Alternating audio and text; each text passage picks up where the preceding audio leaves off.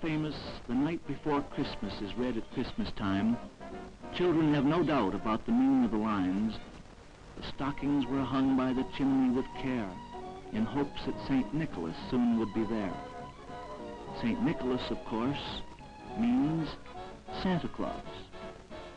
Few people realize that there was a real Santa Claus, whose name is simply a shortened form of St. Nicholas, and that he lived not at the North Pole, but in beautiful southwestern Turkey.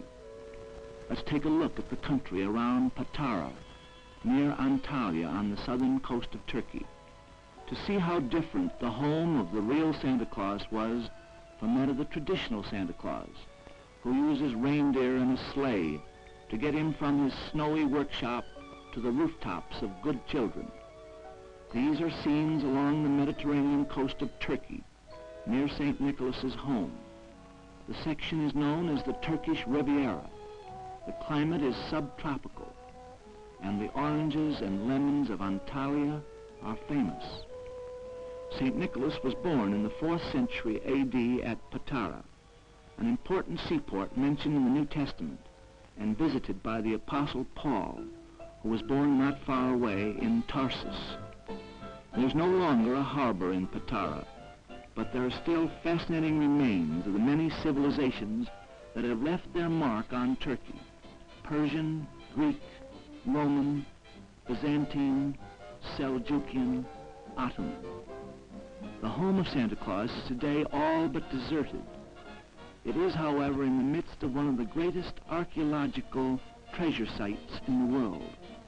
Everywhere are ruins of temples, palaces, marketplaces, still completely unexploited, waiting for the scholars and visitors of the future. Here, for example, is one of the fine theaters of the Roman period, at Aspendus, which seated 25,000 people and is probably the best preserved of all the surviving theaters of that time. In this magnificent structure, the Turkish State Theater plans an annual drama festival. Shakespeare's Julius Caesar will very appropriately be the first production. Here's the ruined arch at Patara, through which St. Nicholas must have passed many times during his boyhood, and that was the aqueduct which brought water to his house. When he was a young man, Nicholas made a pilgrimage to the Holy Land, during which he performed miracles that gave evidence of his saintliness. On his return, he made his residence at Myra, now called Demre, about 40 miles eastward from Patara, along the coast. Myra was the seat of a bishopric, and Nicholas became the bishop presiding over the devout Christians of the area. He is one of the bishops who took part in the Council of Nicaea in 325 A.D. In Myra, St. Paul, being taken under guard to Rome as a prisoner, had been transferred to a ship from Alexandria on its way to Italy. St. Nicholas's church still stands today.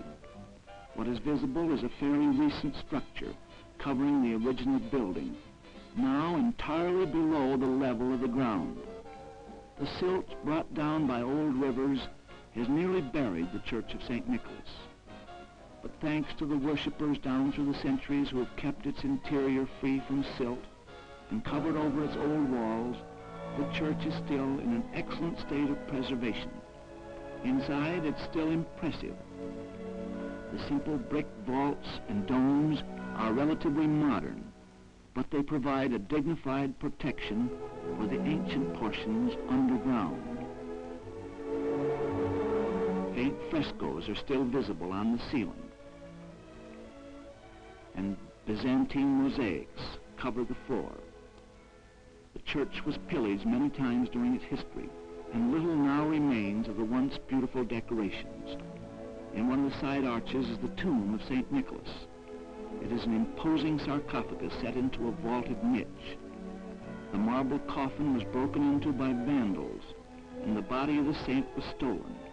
It was reburied in Bari, in southeastern Italy, in a church which still stands, dedicated to St. Nicholas. Only a few bones of the saint, now carefully guarded, remain in Turkey.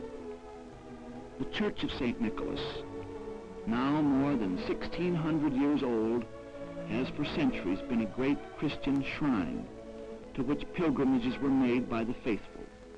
Around it and the figure of St. Nicholas have grown many legends. His generosity and kindness, demonstrated in many good deeds, have carried over into the characteristics of Santa Claus.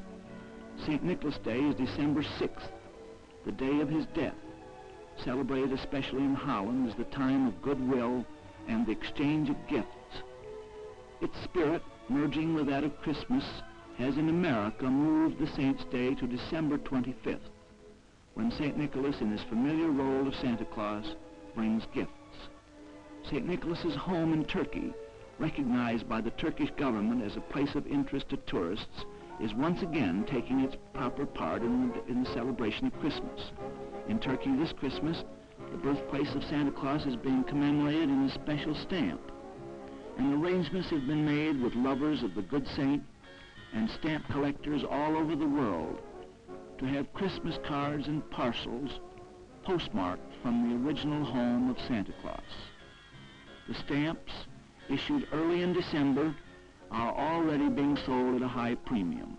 Here, the story of Santa Claus by an American, Rex Miller, is being mailed out all over the world.